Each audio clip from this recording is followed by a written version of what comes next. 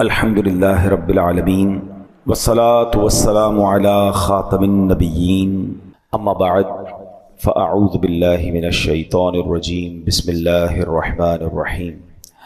پڑھیے الصلاة والسلام علیک یا رسول اللہ وعلی آلک واصحابک یا حبیب اللہ، الصلاة والسلام علیک یا نبی اللہ وعلی آلک واصحابک یا نور اللہ۔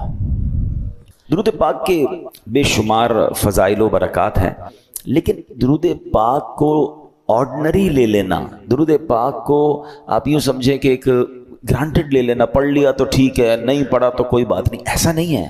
درود پاک ایک بڑا امپورٹنٹ وظیفہ ہے۔ اب میں جو حدیث سنانے جا رہا ہوں اس میں آپ کو تین اہم چیزیں پتہ چلیں گی۔ سرکار دو عالم صلی اللہ تعالی علیہ وسلم کا فرمان عالی شان ہے، جس نے ماہ رمضان کو پایا اور اس کے روزے نہ رکھے وہ بدبخت ہے۔ ٹھیک ہے، رمضان کو ہم نے اگر حاصل کرنا ہے تو پھر اس کی خوب قدر بھی کرنی ہے۔ آقا علیہ الصلوۃ والسلام فرماتے ہیں جس نے اپنے والدین یا کسی ایک کو پایا اور ان کے ساتھ اچھا سلوک نہ کیا وہ بھی بدبخت ہے۔ یہ بھی سوچنا ہے۔ پھر آقا فرماتے ہیں کہ اور جس کے پاس میرا ذکر ہوا اس نے مجھ پر درود نہ پڑھا وہ بھی بدبخت ہے۔ اب آپ غور کریں، یہ تین چیزیں، اب نبی پاک جس کو بدبخت کہہ دیں تو پھر تو گئے نا۔ تو ماں باپ کی قدر، نبی پاک کا ذکر خیر ہو، فوراً درود پاک صلی اللہ تعالی علی محمد صلی اللہ علیہ وسلم۔ اور پھر فرمایا کہ رمضان کے روزے نہ رکھے وہ بدبخت ہے۔ تو اللہ کرے کہ ہم درود پاک کی قدر سمجھنے والے بن جائیں، محبت کے ساتھ بآواز بلند درود پاک پڑھ لیں۔ صلو علی الحبیب صلی اللہ تعالی علی محمد صلی اللہ علیہ وسلم۔ مرحبا صد مرحبا، پھر آمد رمضان ہے، کھل اٹھے مرجھائے دل، تازہ ہوا ایمان ہے۔ یا خدا ہم آسیوں پر یہ بڑا احسان ہے، زندگی میں پھر عطا ہم کو کیا رمضان ہے۔ ابر رحمت چھا گیا ہے اور سما ہے نور نور، فضل رب سے مغفرت کا ہو گیا سامان ہے۔ ہر گھڑی رحمت بھری ہے، ہر طرف ہیں برکتیں، ماہ رمضان رحمتوں اور برکتوں کی کان ہے۔ یا الہی تو مدینے میں کبھی رمضان دکھا، مدتوں سے دل میں یہ عطار کے ارمان ہے۔ سبحان اللہ۔ اے میرے پیارے اسلامی بھائیو، یہ وہ مہینہ آنے والا ہے جس میں نیکیوں کا اجر بڑھا دیا جاتا ہے، جنت کے دروازے کھول دیے جاتے ہیں۔ ہمارا سب سے بڑا جو دشمن ہے شیطان، ہمیں کون بہکاتا ہے، ہمیں گناہوں کی طرف کون کھینچنے کی کوشش کرتا ہے، وہ شیطان ہے۔ مگر شیطان کو قید کر دیا جاتا ہے، یعنی جس سے مقابلہ ہے نا اس کو تو قید کر دیا۔ اب ہمیں موقع دیا گیا کہ خوب نیکیاں کر لو۔ اور سبحان اللہ، اللہ قرآن مجید فرقان حمید میں فرماتا ہے شہر رمضان الذی انزل فیہ القرآن۔ یہ مہینہ کون سا ہے؟ کہ رمضان کا مہینہ جس میں قرآن نازل کیا گیا۔ اس آیت کے اس جز سے پتہ چلتا ہے کہ یہ ماہ قرآن ہے، نزول قرآن کا مہینہ۔ ایک اور جگہ قرآن مجید فرقان حمید فرمایا جاتا ہے کہ یا ایھا الذین آمنوا کتب علیکم الصیام کما کتب علی الذین من قبلکم لعلکم تتقون۔ اے ایمان والو، تم پر رمضان کے روزے فرض کیے گئے جیسے کہ پچھلی قوموں پر فرض کیے گئے۔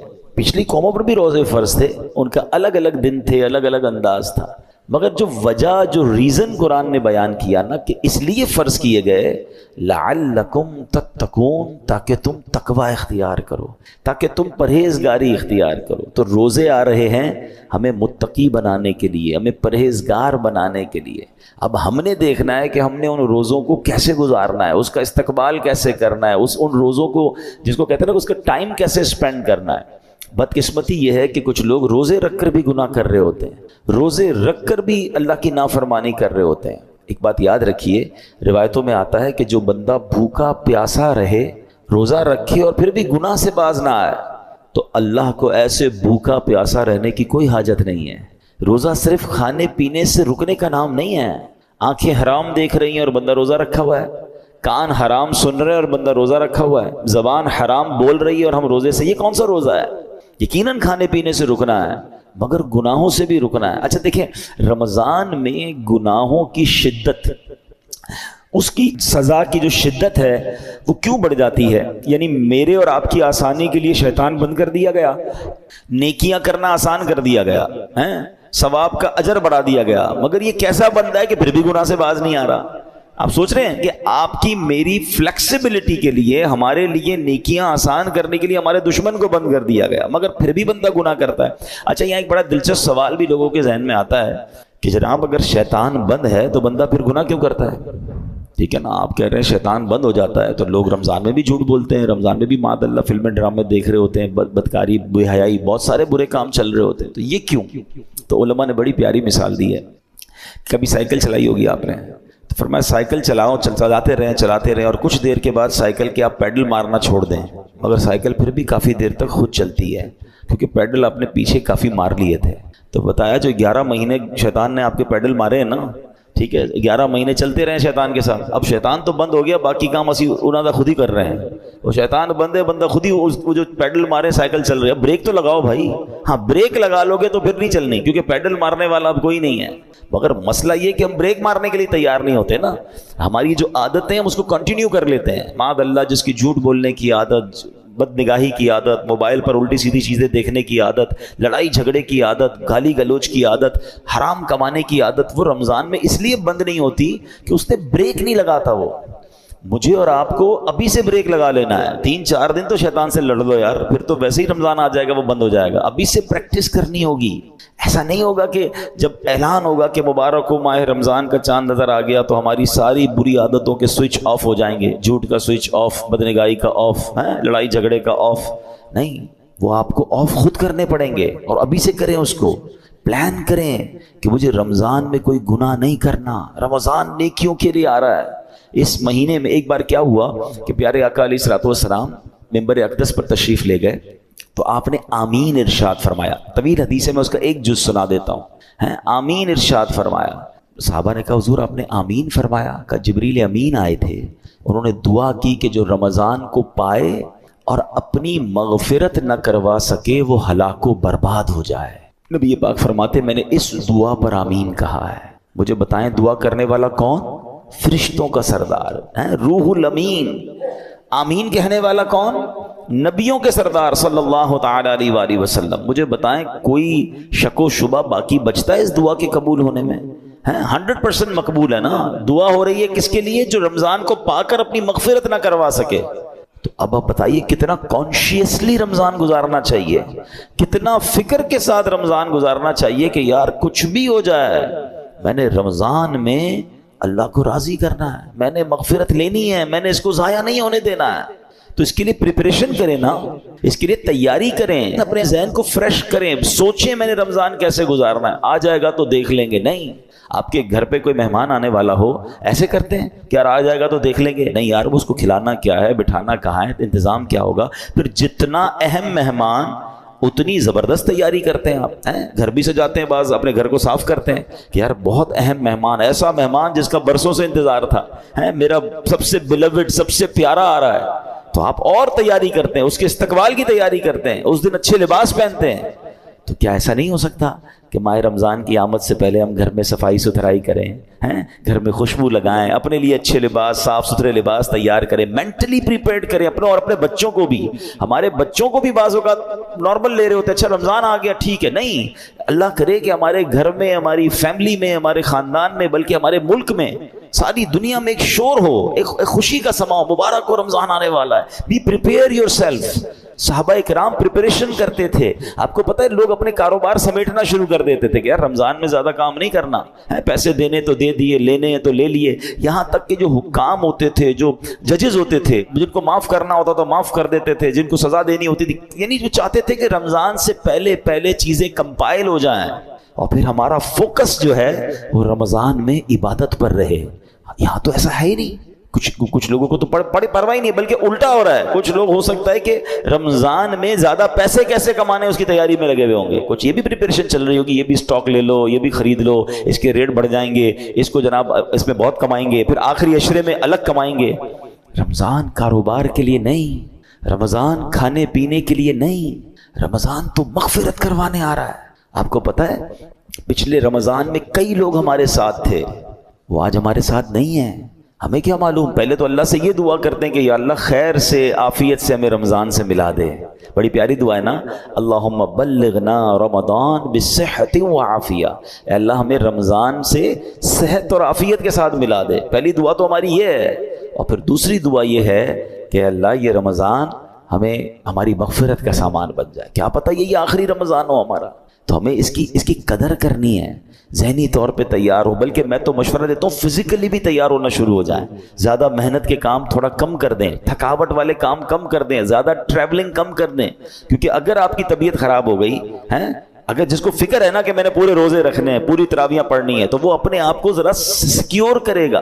آپ کو پتہ ہے جس کی شادی ہوتی ہے کیا کہتے ہیں دولہے کو، بھائی ذرا خیال رکھنا، شادی والے دن ہی بیمار مت ہو جانا. شادی سے 4 5 6 دن پہلے 8 دن پہلے اس کو ریسٹ کرواتے ہیں، اس کو زیادہ ٹریول نہیں کرواتے. ٹھیک ہے، اچھی بات ہے، ایک بڑا ایونٹ ہے. تو جس طرح اپنے گھر کے کسی بڑے ایونٹ کی آپ پریپریشن کرتے ہیں، یو شوڈ تھنک اباؤٹ رمضان. یہ اللہ کی طرف سے تحفہ آ رہا ہے، یہ وہ مہینہ ہے جو میری مغفرت مجھے بخشوانے آ رہا ہے. مولا علی شیر خدا کرم اللہ تعالی وجہ الکریم کیا فرماتے ہیں؟ اس کا مضمون ہے آپ کی کال کا، اس امت کو اگر اللہ کو عذاب دینا ہوتا نا، اللہ کی رضا یہ ہوتی کہ اس امت کو پنشمنٹ ملے، تو اللہ انہیں رمضان اور قرآن عطا نہ فرماتا. یہ 2 چیزیں ایسی دے دی ہیں نا، جس کو پکڑ لو نا سبحان اللہ پھر بیڑا پار ہے. ہاں، رمضان اور قرآن دونوں قبر میں شفاعت کرتے ہیں. کیسے؟ رمضان کہتا ہے یا اللہ میں نے اس بندے کو جو ہے وہ کھانے پینے سے روکا تھا، دن میں کھانے پینے سے روکا تھا. قرآن کہے گا مولا رات میں نے سونے سے روکا، یہ قرآن پڑھتا تھا، تراویح سنتا تھا. تو جس نے رمضان اور قرآن کو تھام لیا نا، یہ دونوں آپ کا کام کریں گے، یہ شفاعت کریں گے قیامت کے دن. مگر جو نہ دن میں روزے رکھے، نہ رات تراویح پڑھے، جو نہ دن میں عبادت کرے، نہ دن میں اللہ کو راضی کرے، نہ رات قرآن سے محبت کرے، تو وہ کیا کہاں جائے گا؟ Try to understand. ایک حدیث، اتنی حدیثیں میں آج بہت ساری چیزیں لے کر آیا تھا، مگر میں آپ کو کہوں کہ اگر رمضان کی فضیلت پر صرف ایک حدیث جو نبی پاک نے فرمائی نا، 1 لائنر، عقل مندارا اشارہ کافی است. کہتے ہیں نا عقل مندوں کے لیے اشارہ کافی ہوتا ہے. آقا کی ایک لائن کی جو حدیث ہے نا، سرکار دو عالم صلی اللہ تعالی علیہ وسلم فرماتے ہیں اگر میری امت کو معلوم ہوتا کہ رمضان کیا ہے، اگر میری امت کو معلوم ہوتا کہ رمضان کیا ہے، تو وہ تمنا کرتے کہ سارا سال ہی رمضان ہو. That's it. اسی سے بندہ سمجھ جائے کہ it means very big special, not only special. ایسا مہینہ ہے. اور نبی پاک سبحان اللہ آپ کا ایٹیٹیوڈ ہی بدل جاتا تھا، آپ کا اسٹائل ہی بدل جاتا تھا. آپ تو اللہ کے حبیب ہیں، دن رات اللہ کی عبادت میں تھے. مگر بی بی عائشہ صدیقہ رضی اللہ تعالیٰ عنہ فرماتی ہیں، دیکھیں گھر کی بات تو گھر والے ہی بتا سکتے ہیں نا. ہماری امی حضور بتاتی ہیں کہ رمضان آتا میرے آقا کے چہرے کا رنگ بدل جاتا، خوف خدا، گڑ گڑاتے تھے، روتے تھے، دعائیں کرتے، بستر پر کم آتے ہیں، رات رات پر نوافل اور دعائیں ہو رہی ہیں. سبحان اللہ. اب مجھے بتائیں کہ اللہ کے حبیب ہیں جن کے صدقے مجھے اور آپ کو رمضان ملا ہے، وہ بستر پر کم جا رہے ہیں، وہ رات بھر عبادت کر رہے ہیں، ان کے چہرے کا رنگ بدل رہا ہے. جبریل امین آتے تھے تو پیارے آقا جبریل امین کے ساتھ قرآن کا دور کرتے تھے اور سبحان اللہ خوب سخاوت کرتے تھے. یہ میرے آقا کے چند وہ کام ہیں جو اب ماہ رمضان میں اسپیشل کرتے تھے. ہمارے یہاں حال کیا ہے، آقا آرام کم کر دیتے تھے، ہم آرام بڑھا دیتے ہیں. ہمارے کئی لوگ جو رمضان میں سوتے ہی رہتے ہیں. بھائی آپ سوتے رہیں گے تو آپ نے پھر کیا روزے کو پایا؟ دیکھیں ایکچولی روزے کے کچھ میسیجز ہیں. روزہ ایسے رکھنا ہے، ایک تو جیسے میں نے بتایا کہ صرف کھانے پینے سے نہیں، گناہوں سے بھی بچنا ہے. دوسرا آپ کو نکاحت فیل ہو. اس کا ایک مقصود ہے کہ جب عصر کے بعد خاص طور پہ ماشاءاللہ کئی لوگ میں جانتا ہوں، مجھے یہاں بھی نظر آ رہے ہیں، مزدور بھی ہیں ہمارے بھائی، نوکری پیشہ بھائی بھی ہمارے بیان میں آئے ہیں، تو یہ مجھے تو ان پہ یقین کرے رشک آتا ہے. اصل روزہ ہی ان کا ہے. ایسے بھی ماشاءاللہ ہیں جو صبح 8-9 بجے سے کام پہ جاتے ہیں اور محنت مزدوری بھی کر رہے ہوتے ہیں اور سبحان اللہ روزہ بھی رکھتے ہیں. اللہ ان کے صدقے ہم ناکاروں کا روزہ قبول فرما لے. ہم میں کئی وہ ہیں جو ایئر کنڈیشن روم میں بیٹھے رہتے ہیں، کام بھی ہے تو ٹیلی فون پر کام کرنا ہے. نو ڈاؤٹ روزہ ہمارا بھی ہے، لیکن اصل روزہ تو ان کا ہے نا، جو اتنی محنت کر کے بھی روزہ چھوڑتے نہیں ہیں. ہاں چھوڑنا نہیں ہے، یہ نہیں کہہ سکتے کہ یار میرا بڑا محنت والا کام ہے، بڑی مزدوری والا کام ہے. روزے سے مت کہو میرا کام ہے، کام کو کہو میرا روزہ. آپ کام کم کر دیں، تھوڑا کر لیں، مگر روزہ نہیں چھوڑ سکتے. تو میں یہ بتانا چاہ رہا تھا کہ آپ نے دیکھا جب آپ کا روزہ ہوتا ہے تو عصر کے وقت بڑی عجیب سی فیلنگ شروع ہو جاتی ہے، کسی چیز کا جی نہیں چاہتا، تھکاوٹ لگ رہی ہوتی ہے، پیاس لگ رہی ہوتی ہے، زیادہ بات کرنے کو جی نہیں چاہتا، غصہ کرنے کو جی نہیں چاہتا، بحث کرنے کو جی نہیں چاہتا۔ کیوں؟ کیونکہ ہماری باڈی میں اب انرجی کم ہو گئی ہے۔ تو اس میں پتہ ہے میسج کیا ہے؟ اے بندے تیری اوقات یہ ہے۔ یہ اصل اوقات جو پتہ چلتی ہے نا، جو کرو فر جاہو جلال کے ساتھ بہت زیادہ دھوم مچا رہے ہوتے ہیں، ان کو افطار سے پہلے اپنی پوزیشن خود چیک کرنی چاہیے کہ ابھی کیا حال ہے۔ اور یہ صرف 12-15 گھنٹوں کی مار ہے۔ اللہ پاک چاہے تو تمہیں ساری زندگی ایسے رکھ سکتا ہے نا، افطار کے بعد سیٹ ہو جاتے ہو، لیکن یہ افطار سے پہلے کی کیفیت عاجزی کی کیفیت ہے۔ بندہ سمجھے کہ یہ میری اوقات ہے۔ دیکھیں اللہ کرے میسج لینے والے بنے ہم، ورنہ نہیں لینے والے تو کچھ نہیں لیتے۔ اسی طرح جب میں اور آپ بیمار ہوتے ہیں، ہلکا سا بخار ہو جائے، پیٹ خراب ہو جائے، وہ کہتے ہیں نا پنجابی وچ لگ پتا جاتا ہے ساڑی اوقات کی ہے، نہ بستر سے کھڑے ہونے کی ہمت، نہ بات کرنے کی ہمت، سردی لگ رہی ہے تو گھر والے کمبل اڑا رہے ہیں۔ کیسا بندہ جس کے جناب جاہو جلال، جس کے روب و دبدبا ہے، بالکل ایسا ہو جاتا ہے کسی کام کا ہی نہیں ہوتا ہے۔ لیکن بات یہ کہ اس سے بندہ میسج تو لے کہ یہ میری اوقات یار، ایک بخار، ایک پیٹ کا درد، ایک جناب گڑبڑ ہوئی طبیعت میں، بالکل میں تو 1 2 3 ہو گیا، تو میسج لو اس سے کہ یہ میری اوقات ہے۔ میں کس بات کا جناب اتراتا ہوں، کس بات کا کرتا ہوں، میرا رب چاہے تو ساری میری انرجی مجھ سے واپس لے سکتا ہے۔ پھر روزے میں افطار سے پہلے ایک اور میسج لینا ہے۔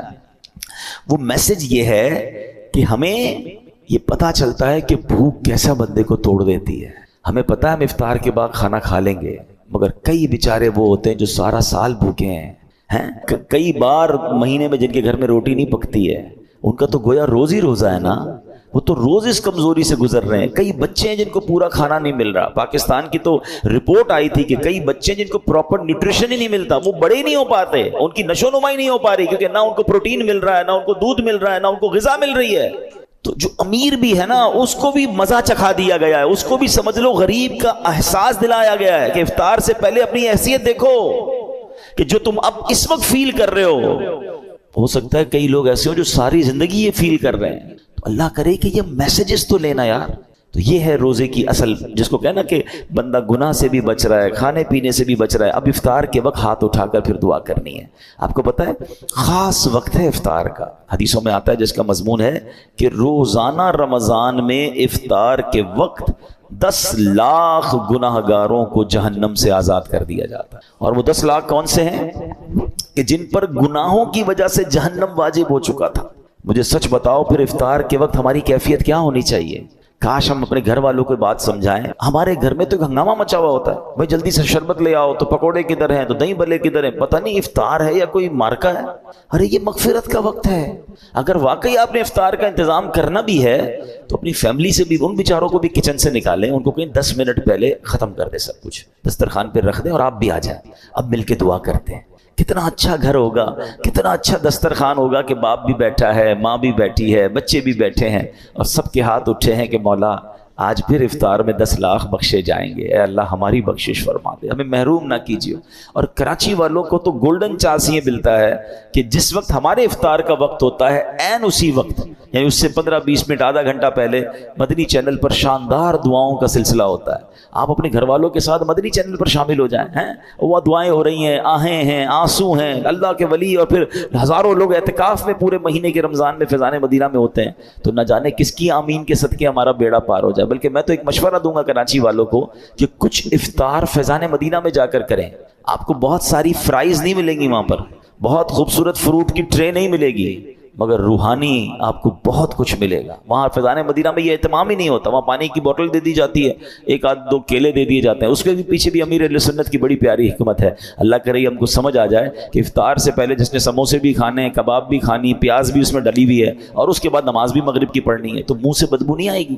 اللہ کرے ہم مسجد کی نماز کی قدر محسوس کریں۔ بھائی سب چیزیں مغرب کے بعد بھی تو ہو سکتی ہیں نا، تو پانی پی لیں، کھجور کھا لیں، منہ کو اچھی طرح صاف رکھیں تاکہ ہم عبادت کر سکیں۔ تو یہ ایکچول دعا کا وقت ہے۔ تو میں مشورہ دوں گا کہ آپ عصر کے بعد فیضان مدینہ چلے جایا کریں، جب جا سکیں وہاں افطار کریں، پھر گھر آ کے جو کھانا ہے کھائیں بھائی، لیکن وہ جو وقت ہے مغفرت کا، وہ جو وقت ہے دعاؤں کا، اس کو ضائع مت ہونے دینا۔ اور یہ رمضان میں یہ موقع آتا ہے، تو آپ گھر میں دعا کریں، مدنی چینل پر شامل ہو جائیں، جیسے بھی کریں، مگر اس وقت کو خاص سمجھیں۔ بٹ رہا ہے، مغفرت کے پروانے بٹ رہے ہیں۔ اور اسی طرح جیسے ہم نے بیان میں کہا آخری بات کہ ماہ رمضان میں گناہ نہیں کرنا. حدیث پاک میں آتا ہے جس کا مضمون ہے جو رمضان میں ایک گناہ کرے اس کے 1 سال کے اعمال برباد کر دیے جاتے ہیں. مولا علی شیر خدا کرم اللہ تعالی وجہ الکریم نے ایک قبر کو دیکھا. آپ اللہ کے ولی تھے, بہت بڑے صحابی بھی ہیں, تو آپ نے دیکھا اس قبر والے کو عذاب ہو رہا ہے اور وہ قبر والا پکار رہا ہے, اے علی میں آگ میں جلایا جا رہا ہوں, مجھے الٹا پلٹا جا رہا ہے, مجھے بچاؤ. مولا علی شیر خدا کرم اللہ تعالی وجہ الکریم نے اللہ کی بارگاہ میں دعا کی کہ مولا یہ بندہ جل رہا ہے, اسے نجات دے دے. تو ارشاد ہوا اے علی آپ اس کی سفارش نہ کریں. تو عرض کرتے مولا میں سفارش نہ کروں, وجہ کیا ہے؟ کہا اے علی یہ وہ بندہ ہے جو دن میں تو روزے رکھتا تھا مگر رات گناہوں سے باز نہیں آتا تھا. اب بتائیں دن میں روزے رکھ کر رات گناہ کرنے والے کو یہ عذاب دیا جا رہا ہے, تو جو روزے بھی نہیں رکھ رہا اس کا کیا حال ہوگا؟ تو رمضان میں نیکیوں کا اجر واقعی بڑھ جاتا ہے مگر گناہ کا عذاب بھی بڑھا دیا جاتا ہے, کیونکہ یہ مہینہ گناہ کرنے کے لیے نہیں ہے, یہ اللہ کا مہینہ ہے. اب ادھر رمضان کی راتوں میں کوئی کرکٹ کھیل رہا ہے, کوئی لوگوں کی نیندیں خراب کر رہے ہیں, غلط کاموں میں لگے ہوئے, نہ کریں ایسا. یہ دعاؤں کا مہینہ, یہ مغفرت کا مہینہ, یہ تلاوت کا مہینہ ہے. Prepare your self. تو بہرحال اللہ کرے کہ ہم اپنے اس مہینے کی قدر کرنے میں کامیاب ہو جائیں. دعوت اسلامی کے زیر انتظام مدنی چینل پر بھی بہت خوبصورت پروگرامز آتے ہیں. جب جب آپ کو وقت ملے آپ مدنی چینل دیکھنا شروع کر دیں. علم دین سیکھ رہے ہوں گے, دعائیں ہو رہی ہوں گی, تو اس کی برکتیں حاصل ہوں گی. اللہ پاک ہمیں عمل کرنے کی توفیق عطا فرمائے. آمین بجاہ النبی الامین صلی اللہ تعالی علیہ وسلم.